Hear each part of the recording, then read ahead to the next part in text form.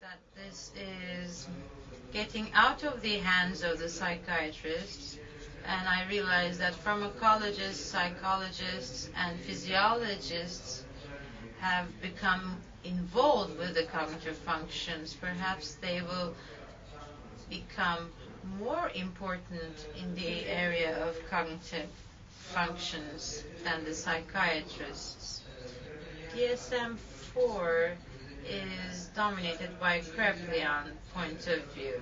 But now we are, I think, moving towards more the measuring of these functions.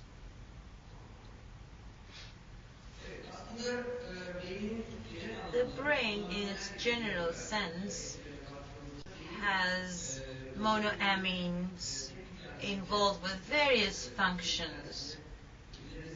Not one of them has a single isolated function. They have the functions distributed among them. Emotion and mood has all three monoamines working together. Each one, of course, has its specific area of impact apart from this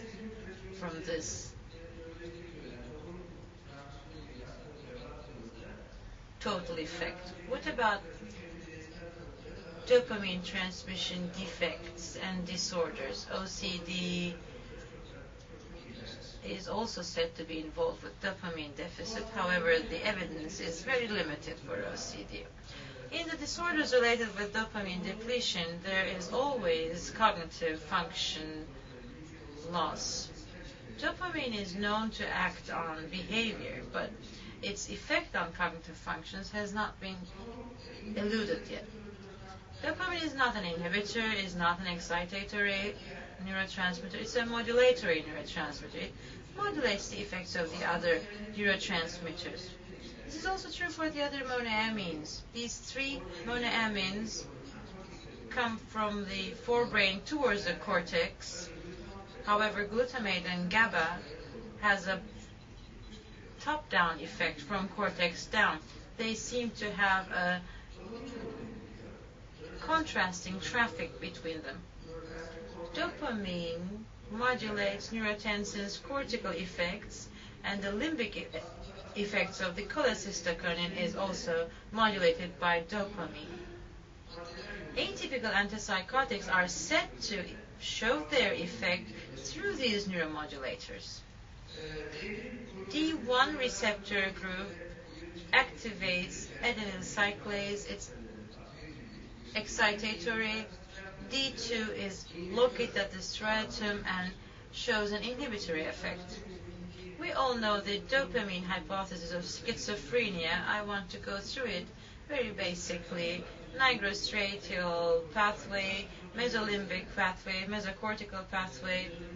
Mesolimbic pathway has there's a dopamine activity increase in mesolimbic pathway, and there's a deficiency of dopamine at the mesocortical pathway.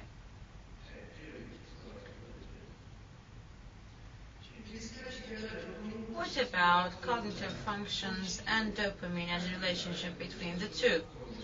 There are various studies. There are lesion studies in animals.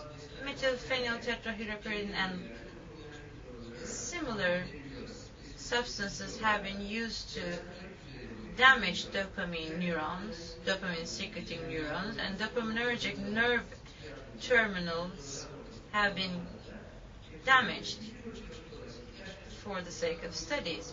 The second group of studies are drug studies using agonists and antagonists. They have worked with normal controls, pH, Parkinson's disease, and lesion studies also are among the studies of drug studies. What about lesion studies at the level of nigrostriatum? These are Parkinson-like effects, problems with voluntary movement, starting voluntary movement, decrease in conditioned response. It's something we can also see with the antipsychotics as well. Prolongation of reaction time, sensory inattention syndrome, not lack of novel detection, and spatial neglect. In Parkinson's disease, the cognitive function deficits are as follows. Visual spatial functions, executive functions, and working memory are impaired.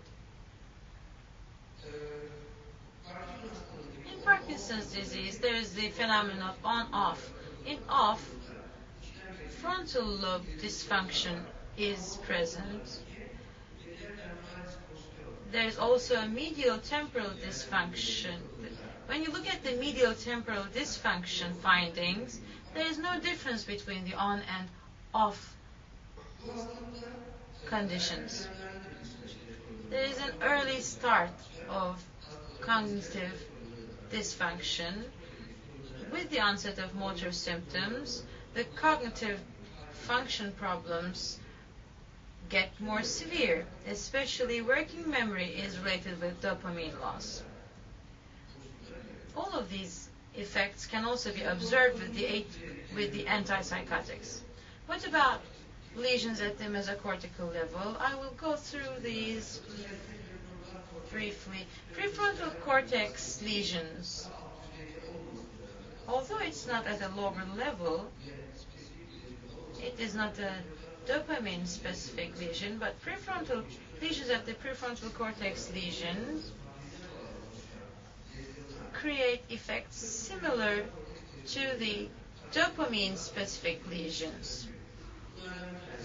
Among these, not being able to shift from behavior to behavior in the face of environmental changes and thus giving way to perseveration. Decrease in novelty seeking. It makes acquiring new information more difficult, poses a problem in learning. Working memory difficulties, problems, especially cortical D1 activity is associated with working memory problems and impairment in social interactions. Cortical depletion is associated with the motor symptoms apart from the cognitive symptoms. Mesocortical activity loss and subcortical dopamine activity increase causes lack of inhibition. Perhaps this impairment causes a compensation mechanism bottom up. This is one of the theories that the authors suggest. What about neuroleptics and mesencephalic lesions? There are attention problems and electrocortical rhythm impairment is observed with neuroleptics and mesencephalic lesions. Visual spatial attention impairment is also observed. In a stimulus, dopamine activation occurs, but the continuation of dopamine activity in continuation of attention is dubious. Other systems perhaps take part. Both hyperdopaminergic and hypodopaminergic conditions impair attention. Startles prepulse inhibition. Agmetin is popular in schizophrenia. I will talk about it in more detail in relation to agmetin. Prepulse inhibition of startle, both in animals and in humans, a stimulus which is less severe than the startle response. If you give a pre-stimulus 30 milliseconds before the startle does not happen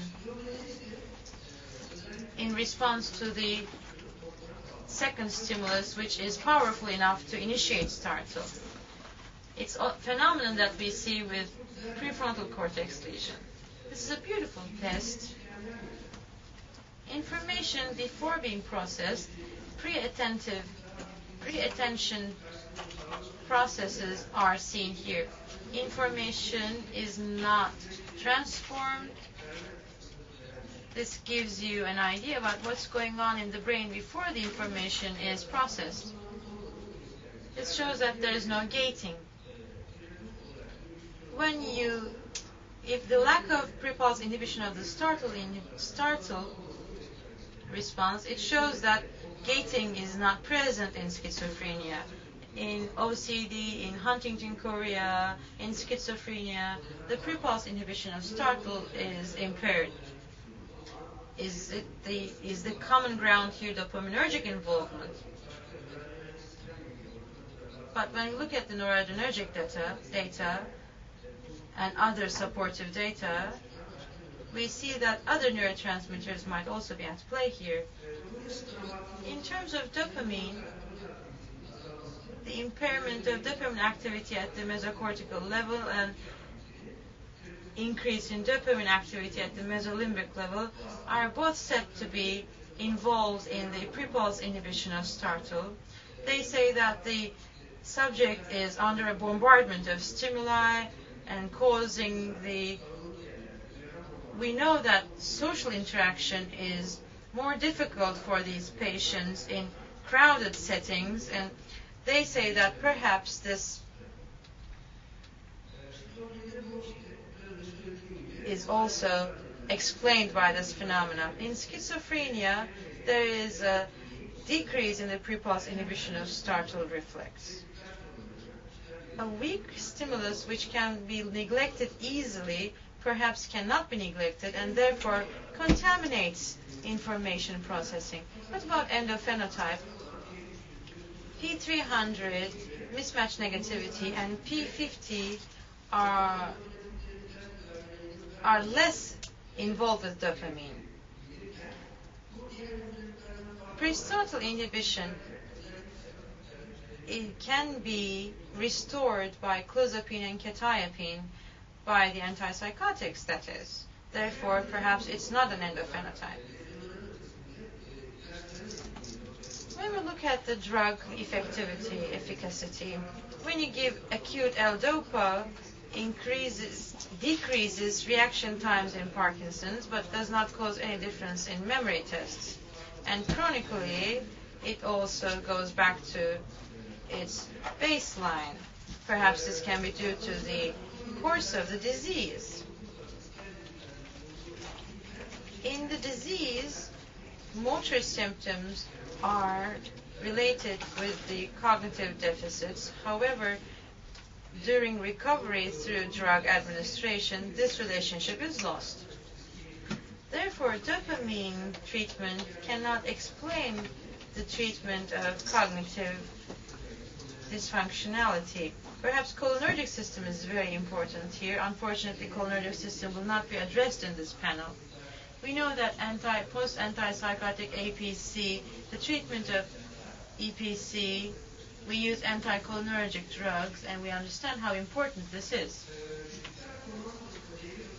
D1 agonists increase working memory performance during low performance, but this cannot be observed with high performance. This is important for ADHD because in normal cases, perhaps this will not result like that.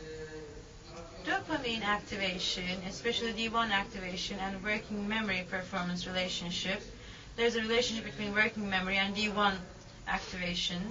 On the left-hand side, you see low dopamine activity. As dopamine activity increases up to the levels of optimum, generally speaking, D1 agonism, at the level of D1 agonism, you see that working memory shows a decrease once more. Pre-pulse inhibition, loss of pre-pulse inhibition of startle can be restored by dopamine agonists, but these are selective dopamine agonists for D1. These are all at the experimental level. Apomorphine, for example, D1 agonist, is not a selective agonist and has a similar effect on all D1, DD receptors, therefore might cause psychosis. Can you please round out? Your time is up.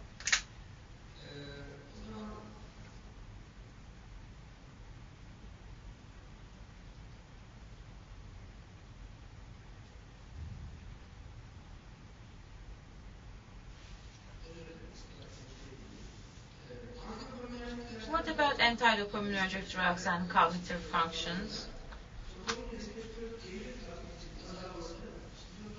Decrease in D1 activity is the experimental model of negative symptoms in schizophrenia.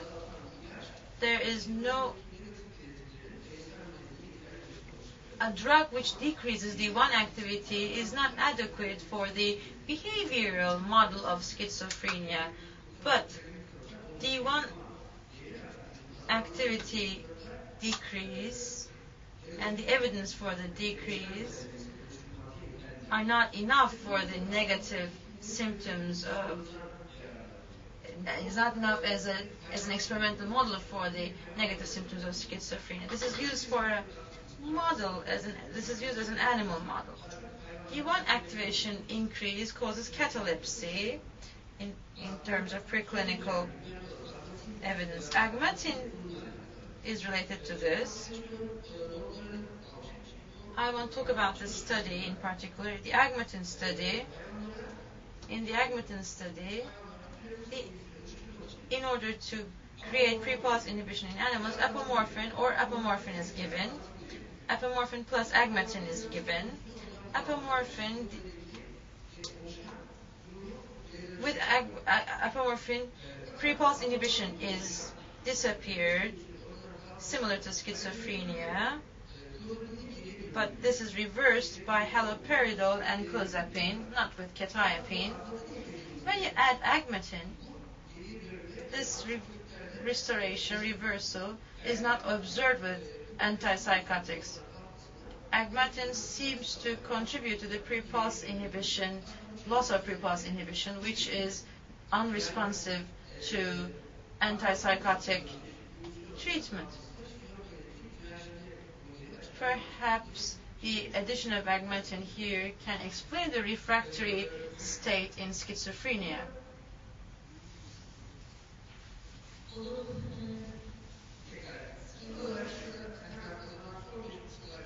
I would like to show you my last slide.